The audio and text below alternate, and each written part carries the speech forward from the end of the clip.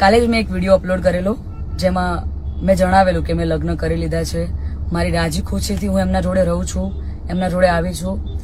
છતાં પણ અમુક લોકોએ સોશિયલ મીડિયામાં વિરોધ કરવાનું ચાલુ કર્યું છે, ધમકીઓ આપવાનું ચાલુ કર્યું છે, મારી નાખીશું, ઉપાડી જઈશું.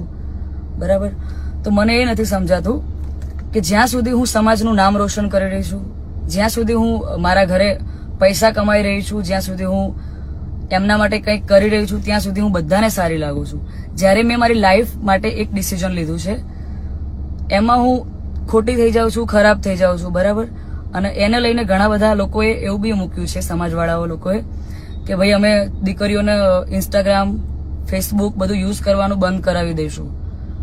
તો આ નિયમ ફક્ત દીકરીઓ માટે કેમ છે મને એ નથી સમજાતું.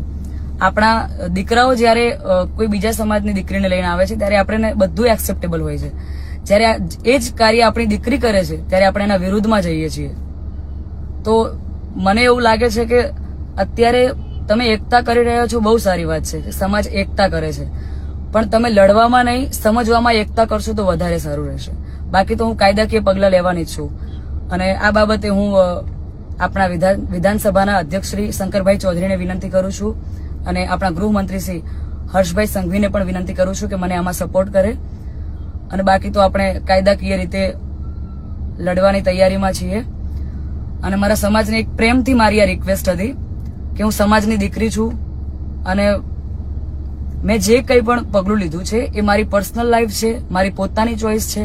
તો એના ઉપર કોઈ સવાલ કે કોઈ કમેન્ટ્સ કરવાનો કોઈને અધિકાર નથી.